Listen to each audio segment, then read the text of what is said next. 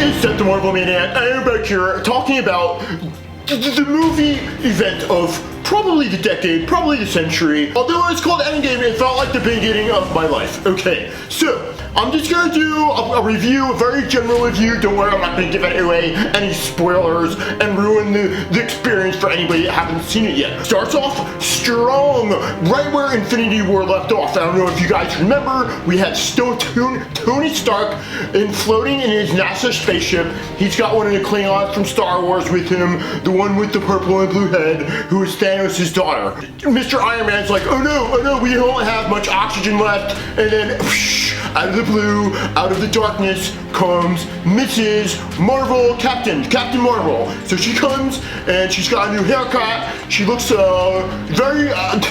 very non-binary, I'll just say that. Looks like she's trying to maybe figure out a lot of things. You guys remember that Thanos had his flavor crystals and they were trying to figure out like how to get them into the glove so that they could snap their fingers and take them back to the time where before Thanos got rid of like one half of every living organism. Finally find Thanos, he's chilling on his planet with his garden, he's got like a pineapple field, and like Thanos, they don't realize that Thanos is like kind of crippled now. So they find him and they corner him, they're like, yo, Thanos, dude, what'd you do with the flavor crystals? Like, we gotta go back in time and save all of our families because we only have half of everybody now. And Thanos is like, yeah, duh, that was like the whole point. That's why I did the whole thing with you guys, because the only order in the universe is with you take these flavor crystals and you make them make half the people disappear. And everybody's like, whoa, it's just like the worst magic trick ever, okay?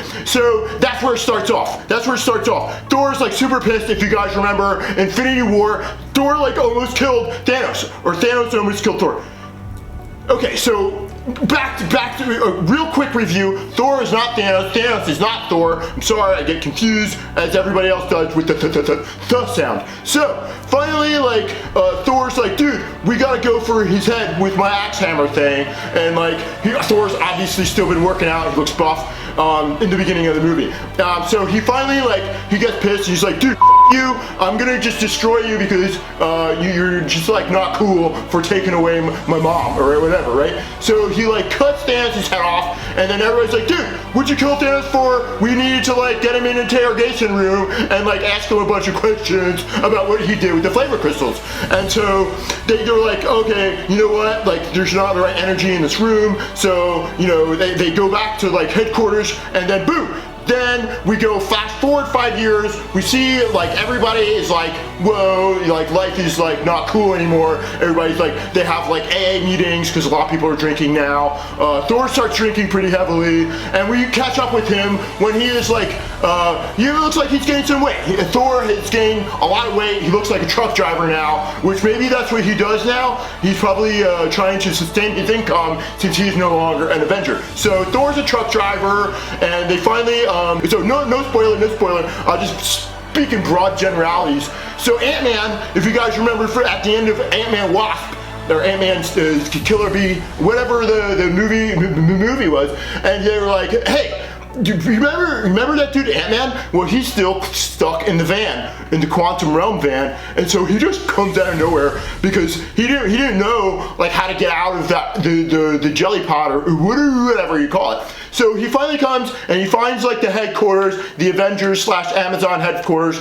Jeff Bezos is not in the movie, although he does have a strong presence with his Amazon warehouse or Avengers thing that they combine or whatever. Okay, I think it's a shipping center for Amazon, which obviously makes sense because Amazon is probably going to be shipping a lot of Marvel memorabilia. So it's a natural progression and a natural marriage. So they're like, you know what? We need to go back and get the flavor crystals from the past. So they all like figure out this plan. They're like, yo, we gotta go back, get the flavor crystals so that we can go back and defeat Thanos before Thanos even knows that he's who he is, right?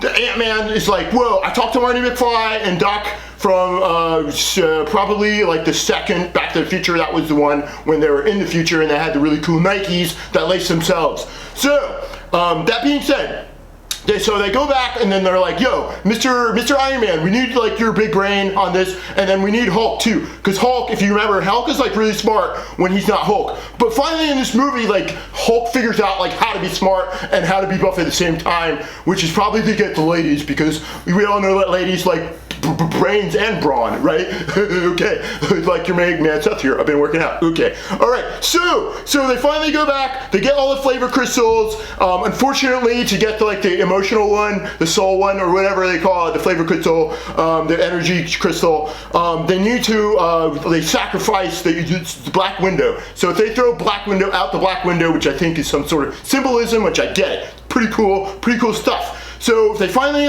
collect all these crystals, but while they're doing it, little they know that Thanos is like, wait a minute, I kind of figure out what's going on here. Because Thanos is no dummy. He's purple for a reason. Because eggplant has strong in vitamin B, and it's good for your brain function. Anyway, a lot of symbolism. So finally they have this epic standoff with Thanos, and finally they're like, and it's crazy, guys. It's Thanos gets the Night King from Game of Thrones, and there's a lot of synergy with Game of Thrones and symbolism with Game of Thrones and Endgame in this movie. So it's pretty cool how that all shakes down. So finally they're battling, and then the craziest part, Captain America.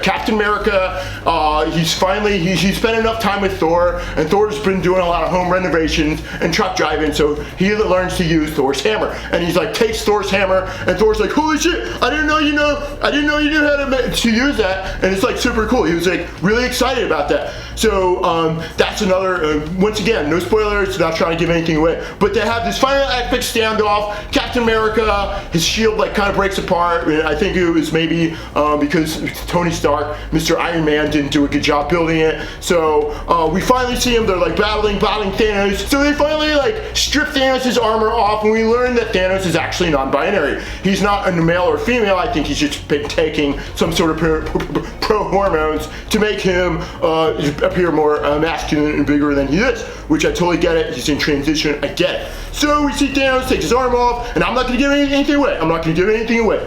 But Iron Man and Mrs. Black Widow finally meet up with Stan Lee in Marvel Heaven. I'm not going to say how that happens, but Stan Lee is obviously pretty stoked to see his babies join him up in Marvel Heaven. And so finally at the end, they finally they're fighting Thanos, and they finally rip his thing off, and then Mr. Iron Man gets all the flavor crystals, stirs them up, puts them in his magical glove, and he's like, boom, you know what? Boom, boom, boom, boom, boom. And he starts snapping his fingers and does slam poetry. And honestly, I commend it because, he's a smart guy, and it's nice to see him get in touch with his artistic side. So I didn't expect to slam poetry at the end, but with all the snap of their fingers, that's obviously what was going on. So hats off to him, hats off to everybody in this movie. They really killed it. At the end, they really tie up a lot of loose knots. They have Mr. Captain America goes back in time, and he gets old, and then he marries a chick, and then he probably has a bunch of sex because he's a stud. He's a stud, and I would be ashamed to waste all that man meat. Okay, all right. So finally, Thor, he got real fat, like I said. So he's I gotta work off all this extra belly fat, and the way to do this, I'm gonna join, Brad Pitt in Guardians of the Galaxy, or what's his name? Yeah, you guys know who I'm talking about. And so he gets with Guardians of the Galaxy, a little foreshadowing what's gonna happen in the future, and loose ends are tied up, and I just can't wait for the next Marvel movie to come out. That's basically